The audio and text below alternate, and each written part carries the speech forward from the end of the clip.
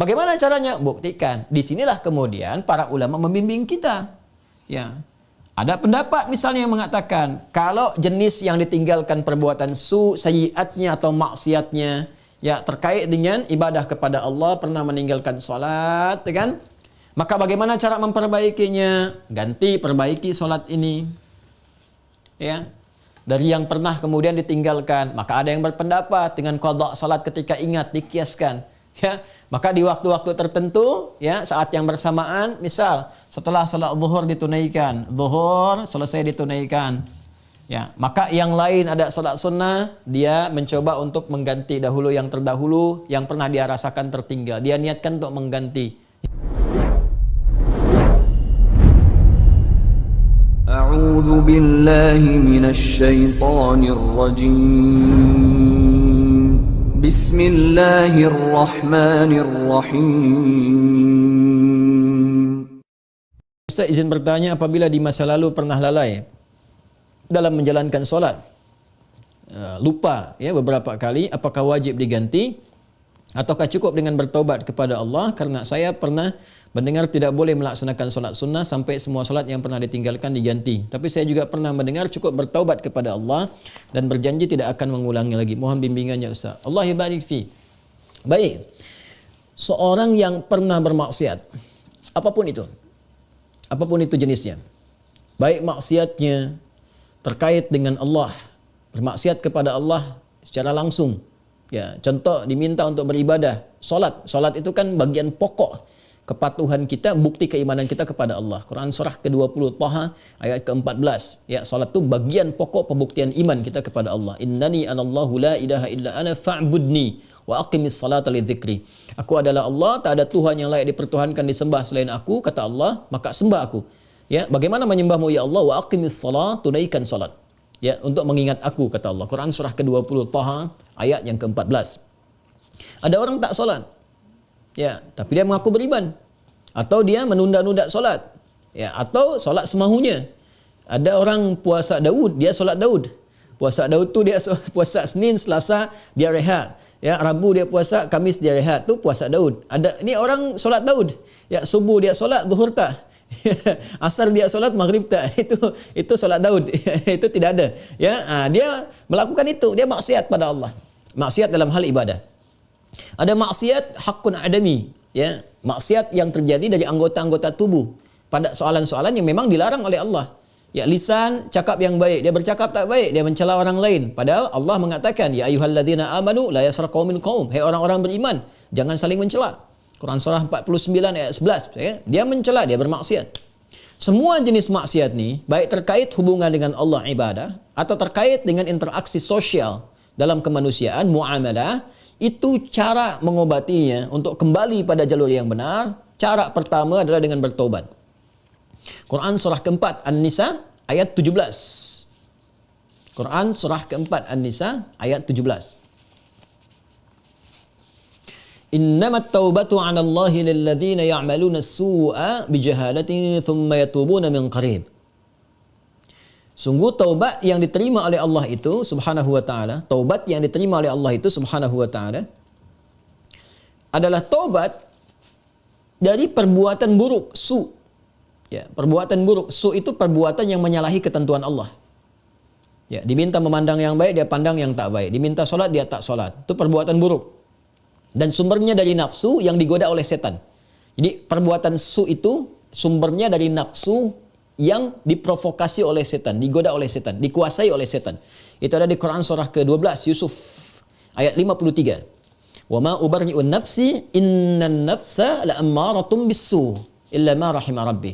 Kita tak mampu menganggap diri kita suci karena ada nafsu yang masih diprovokasi, digoda oleh setan. Orang yang mengikuti godaan-godaan setan itu, was-was setan itu, maka nanti jiwanya akan mengikuti perintah setan, mengajak pada keburukan. Itu yang disebut dengan ammarah bisu namanya.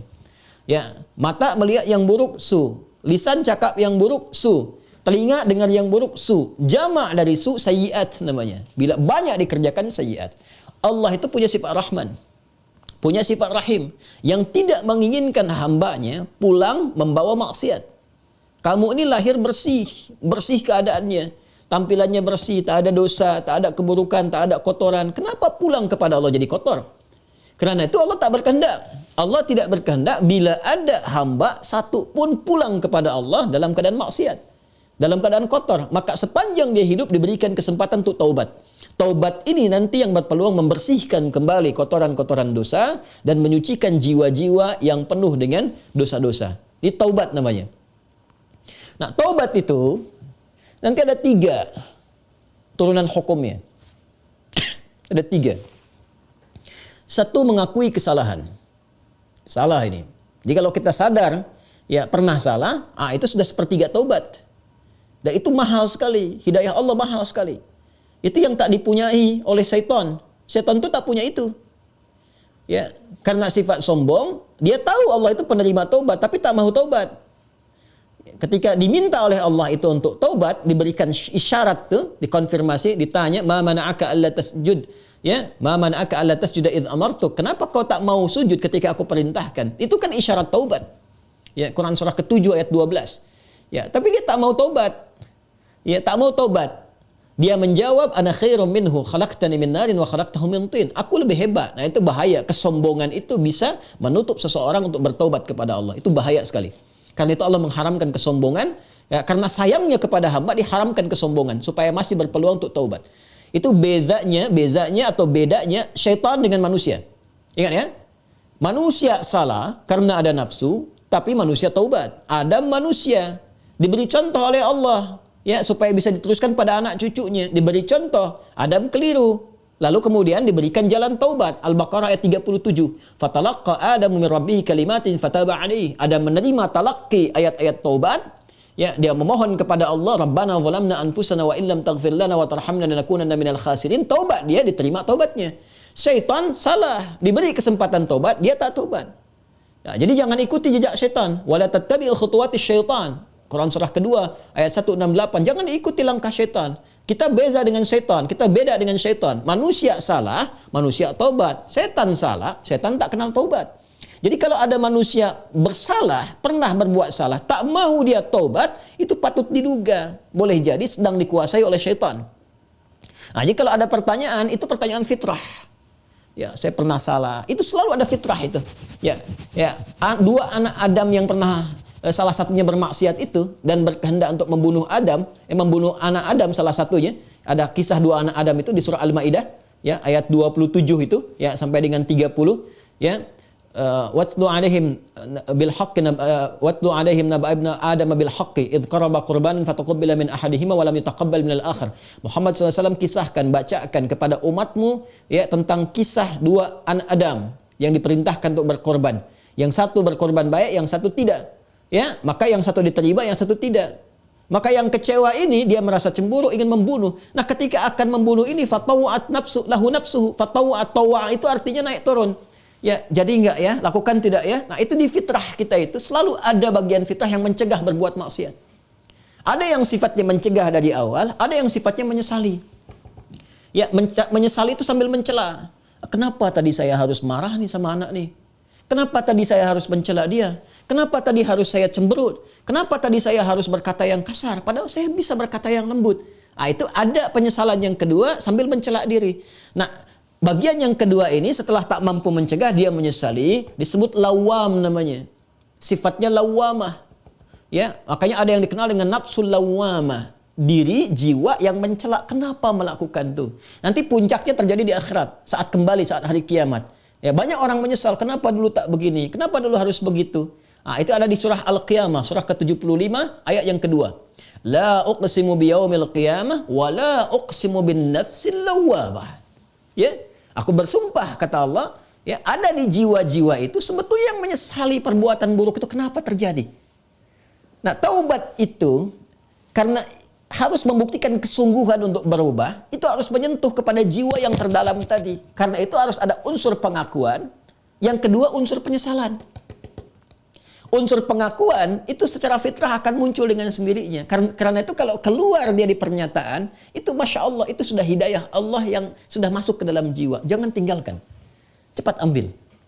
Ya, siapapun pelaku maksiat akan ada bersitan, sekelebat dalam jiwanya itu berpikir, apa aku harus selalu begini gitu? Ya, mungkinkah aku berubah? Nah, kalau ada hal semacam itu sudah hidayah. Ya, kalau ada orang banyak berbuat maksiat pun kita sekelilingnya itu kita mendoakan. Malam-malam kita sujud minta pada Allah supaya diberikan hidayah. Jangan-jangan dia itu ditempatkan jadi tetangga kerabat kita, berkehidupan dengan kita supaya memang kita bisa mendoakan dia. Ya, bukan mengutukinya, mencelaknya, tidak. Mungkin supaya dengan adanya kita ini dia bisa melihat jadi wasilah hidayah dari Allah Subhanahu wa taala. Jadi pertanyaan semacam ini itu sudah sepertiga bagian dari karunia Allah. Selanjutnya apa? Sesali. Sesali itu. Jadi mengakui. Nah, ini sudah disampaikan. Kedua, menyesali. Menyesali itu sudah bagian perwujudan ya supaya kita bisa mengendalikan nafsul lawamah tadi supaya tidak dibawa ke akhirat. Ya, jadi dengan menyesali itu nanti digugurkan oleh Allah hal-hal terkaitnya sehingga lapang hati kita. Ciri orang taubat itu ya kalau dia sudah bertobat mendekat kepada Allah, yang pertama diberikan oleh Allah kelapangan hatinya, ada ketenangan. Ya, yang tidak bisa dirasakan ya dengan bandingan-bandingan materi. Tidak sama dengan ketika diberi materi dunia, dikasih uang, ya senang, bahagia, lapang, dikasih kereta, bahasa Malaysia kereta, mobil, ya atau fasilitas lain, senang, lapang. Taubat itu punya ciri sendiri, tak sama dengan kebahagiaan itu. Ya, dia ada menghunjam ke kedalaman hati itu, ada ketenangan. Ya, ada kelapangan. Jadi begitu kita sujud, ya kan? Kemudian kita minta ampun, mengakui, menyesali, air mata keluar, nah, getaran itu yang menggerakkan jiwa, nah itu sudah menyentuh kepada hati. Ya. Jadi ulama dahulu mengajarkan taubat itu sampai hatinya tersentuh. Ya, bukan taubat yang di lisan saja, saya taubat ya Allah, taubat ya Allah. Ya, taubat itu mesti mampu melapangkan hati, jiwanya mesti tersentuh. Keadaan hati yang lapang, yang tersentuh sehingga menjadikan cawan hatinya terbuka, siap menerima perubahan, itu disebut nasuha namanya. Nasuha. Ya, karena itu pernah dengar nasihat. Saya mau minta nasihat dari Ustaz. Nasihat. Nasihat itu dari kata nasoha. Sesuatu yang melapangkan. Karena kalau kita dengar nasihat, hati kita lebih lapang. Anda punya masalah, konsultasi. Diberikan jawaban, hati lapang. Itu nasihat namanya. Ya, seakar dengan kata nasoha. Nasoha yansohu. Sifat keadaannya disebut nasuha. Karena itu kita mendengar ada ungkapan, istilah bahkan diambil dari ayat-ayat yang sampai kepada kita, taubat nasuha. Ya kan? Taubat apa? Nasuha. Taubat yang mampu melapangkan hati. Caranya bagaimana? Mengakui, menyesali. Penyesalan itu harus langsung bisa menyentuh kepada jiwa. Ya. Karena itu ada ulama mengajarkan istighfar sekian kali supaya jiwanya tersentuh, bangun di malam hari, ya kan? Yang ketiga, di bagian terakhir, membuktikan perubahan dari hasil taubat itu. Membuktikan perubahan dari hasil taubat itu dengan beramal saleh. Dengan beramal saleh. Jadi kalau saya bisa ilustrasikan seperti ini. Bismillah. Ini salah. Perbuatannya disebut dengan su. Ya, dengan segala turunannya. Mata salah, telinga salah, lisan salah sampai ke kaki, itu perbuatan su. Jamaknya sayyiat. Ya, tadi Quran surah ke-4 An-Nisa ayat 17 yang menggunakan su. 18-nya sayyiat. Ayat 17, innamat taubatu 'ala Allahi lil ladzina ya'maluna su'a bijahalatin. Ayat 18-nya, wa laysatit taubatu lil ladzina ya'maluna sayyiat. Ya, dan seterusnya ayat. Ini yang jelek, saya silang. Lawan dari ini namanya salih. Jamaknya salihat. Wal 'asr innal insana lafi khusr illa alladhina amanu wa 'amilus salihat. Ya, man amana wa 'amila amalan salihah. Ini tunggal, ini bentuk jamaknya. Taubat adalah jembatan yang mengalihkan perbuatan buruk ini kepada amal saleh ke sini. Tadi diawali dengan mengakui, ya Allah, salah nih. Nah, biasanya Allah bantu dengan hidayah, ada pengakuan itu. Ya, ada pengakuan dalam diri kita, mengakui kita berdosa, mengakui kita keliru, kan? Diberi jalan oleh Allah, diberikan sentuhan. Nah, ini anugerah yang pertama nih. Karena itu kalau ada diberikan ini, tadi saya katakan itu sepertiga dari anugerah. Sambut dengan penyesalan, menyesali. Menyesal ini tak hanya mengatakan, kita katakan saya menyesal ya Allah, tak. Sampai merasakan di hati itu kelapangan. Itu yang disebut nasuha. Taubat nasuha, taubat yang melapangkan kepada jiwa, kepada hati. Ya, sampai merasa tenang, enak, kan? Mampu membezakan antara ini keliru, ini benar, kan? Kita menyesal, air mata keluar. Makanya Nabi pernah menyampaikan dalam kondisi seseorang itu, Masya Allah, kan? Dia dalam keadaan sunyi sendiri, lalu menetes air matanya karena merasa berdosa, ya. Menyesal dia, menetes air mata dalam kesendirian karena merasakan penyesalan dari dosa. Seketika Allah turunkan ampunan untuknya. Ya, itu banyak riwayat-riwayat yang sahih. Yang ketiga, membuktikan keberhasilan dari taubat ini dengan merubah ini yang yang sayyiat jadi saleh, salihat. Mengganti perbuatan buruk yang salah itu dengan amal yang saleh. Apa kaitan dengan pertanyaan tadi dari saudari kita yang dari Australia tadi? Ya, kaitannya adalah ini bentuknya seperti apa? Apakah harus sama dengan jenis kesalahan yang dilakukan atau berbeda? Yang penting amal soleh saja. Karena ayat-ayat Quran yang mengiringi ini sifatnya memberikan kata umum. Ya, faman taba wa aslaha. Siapa yang tobat wa aslaha. Kemudian dia memperbaiki diri. Aslaha itu kan berubah menjadi soleh. Aslaha yuslihu. Aslaha. Itu banyak ayat di Al-Quran tuh. Man taba wa aslaha. Taba wa aslaha. Dia tobat lalu dia buktikan ingin berubah jadi soleh. Memperbaiki diri. Ya, karena katanya masih umum sifatnya, karena itu terbuka untuk bisa mengerjakan berbagai hal. Yang penting ada pembuktian. Jadi yang dituntut dari taubat itu sifatnya pembuktian saya berubah. Ya, pembuktian saya berubah. Itu intinya. Ya, jadi ketika sampai di level kedua ini pun ampunan turun. Tapi untuk membuktikan bahwa kita sudah meraih ampunan itu, kita buktikan dengan merubah diri. Berubah dari sini, bertransformasi, berpindah ke sini. Bagaimana caranya? Buktikan. Disinilah kemudian para ulama membimbing kita. Ya, ada pendapat misalnya yang mengatakan kalau jenis yang ditinggalkan perbuatan sayyiatnya atau maksiatnya, ya terkait dengan ibadah kepada Allah, pernah meninggalkan salat, kan? Maka bagaimana cara memperbaikinya? Ganti, perbaiki salat ini. Ya.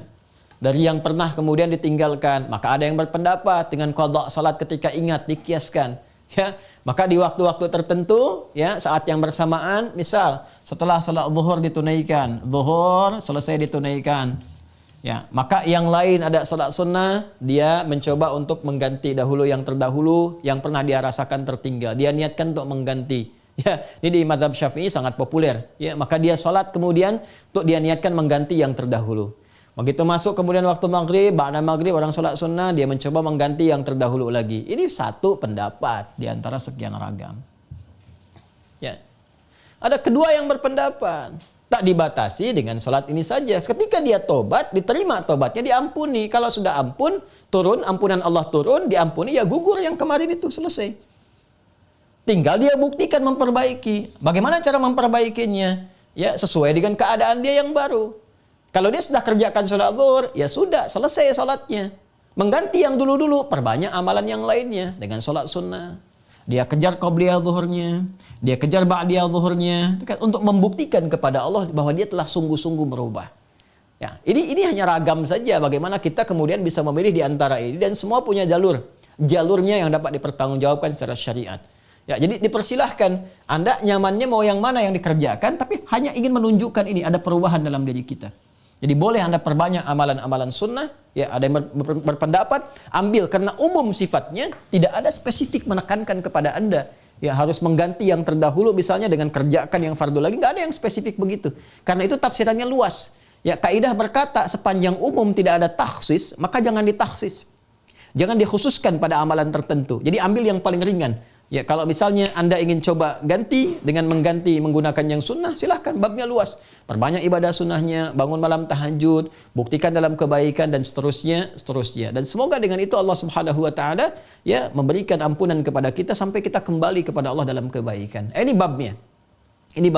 Jadi prinsipnya sebetulnya bukan persoalan apakah ganti menggunakan fardunya lagi atau cukupkan dengan yang sunnah saja. Bukan itu persoalannya. Persoalannya sejatinya adalah bagaimana kita membuktikan kepada Allah kita berubah. Dan babnya luas. Ya. Jadi kalau Anda kemudian ingin memperbanyak yang sunnah, silahkan. Perbanyak sunnahnya, tunjukkan merubah. Sedangkan yang kemarin sudah kita mohonkan kepada Allah, minta diampuni, terampuni. Ya Allah berikan kepada kita diampuni dan seterusnya. Ya, jadi kalau Anda ingin pilih kemudian untuk mengulang kembali dikiaskan solat di saat ingatnya. Ya, orang lupa saat ingatnya, pada waktu ingatnya dia itu solat. Ya, orang tertidur bangun saat bangunnya dia itu salat. Misalnya ada orang tidur dari subuh, kemudian dari sebelum subuh dia tidur, bangun-bangun dia jam 10 misalnya kan. Ya, baru ingat dia belum salat subuh. Maka saat ingatnya itu dia kemudian menunaikan salatnya. Nah, ini dikiaskan kepada keadaan seperti itu, ya, kemudian dia tunaikan. Adapun orang-orang yang kemudian dia ingin memilih, saya ingin perbanyak yang sunnahnya saja, tak ada masalah. Ya, tak ada masalah. Ya, jadi silahkan perbanyak sholat sunnahnya dan tidak ada satupun dalil yang spesifik mengatakan dilarang menunaikan sholat sunnah sebelum yang fardunya tercukupi dahulu. Kita pun tak tahu berapa fardu yang sudah tertinggal. Bagaimana mencukupinya? Ya, jadi nggak ada dalil spesifik seperti itu. Yang ada adalah terbuka luas untuk kita beramal, membuktikan kesungguhan kita telah berubah. Wallahu ta'ala a'lam bis-shawab, dan semoga Allah menerima taubat yang kita mohonkan kepada Allah, dan tidak ada semua kita yang bebas dari kesalahan. Saya, Anda, kita pun pasti pernah berbuat salah. Dan Allah sangat mencintai pelaku maksiat yang bertobat dibandingkan dengan seorang yang saleh yang tidak pernah merasa salah dalam kehidupannya. Wallahu ta'ala a'lam bis-shawab.